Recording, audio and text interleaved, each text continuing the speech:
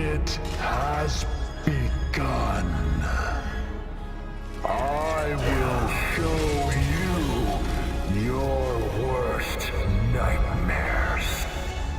I will give you despair and death. How about that speech though, guys? I like our new bad guy. He sounds very, very intimidating.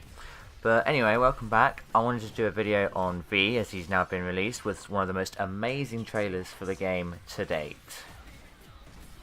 Also, if you haven't watched this trailer without a really good headset, I'd advise you do, because Urzen's voice sounds amazing. It's got loads of bass to it. But anyways, so, biggest thing about this trailer is V, who's just been revealed. So, I could not have ever predicted the sort of gameplay he has. Well, I think it's really cool nonetheless, so let's have a look at it right now. I think we should split into 2 groups and cover more ground. Good idea. Okay, Shakespeare, just remember this. You and I like to exist, so get rid of those demons quick, cause killing them ain't my stick. Go.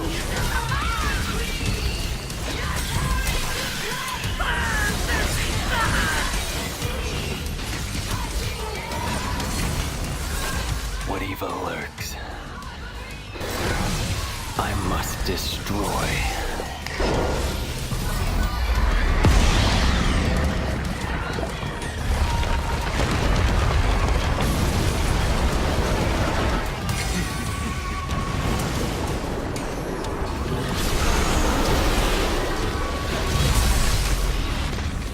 V, why don't you tell me everything about this job?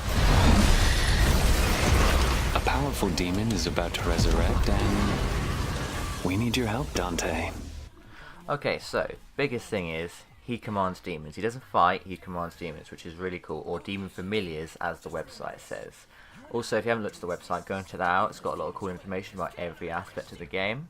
It's devilmaycry5.jp, I believe. So first thing about the familiars is they're actually all characters that we've known from previous games. So the first one, the panther looking one, is called Shadow, which is clearly derived from Devil May Cry 1, because in 1 he has the same sort of spiky moveset, and obviously he is a sort of dog, panther, cat shaped thing in 1 as well. Next up is Griffin. Now Griffin was in 1, however he was slightly larger and he didn't have a very cocky attitude, so I think the connection there is literally the name alone and the type of animal, but other than that there's not much more connection there. And lastly there's Nightmare. Now Nightmare again doesn't look the same as the other boss, but it has the similar properties of the way it shapeshifts and molds.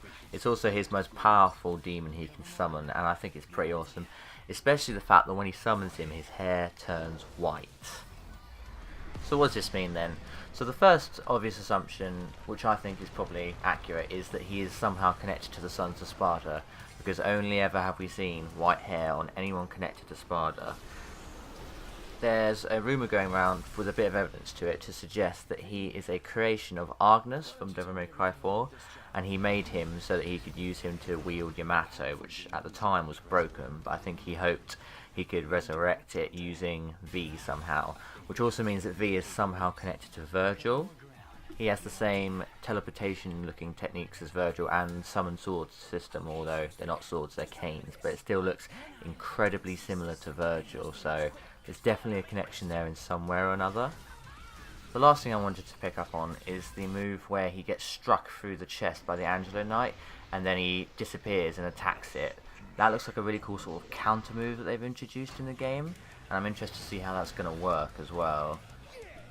So that's enough about V.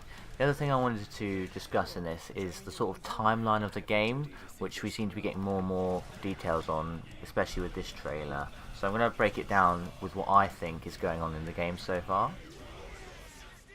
So it starts off with the tree erupting out of the ground in Redgrave City, which prompts Nero and Nico to respond and come to the city to try and fight it.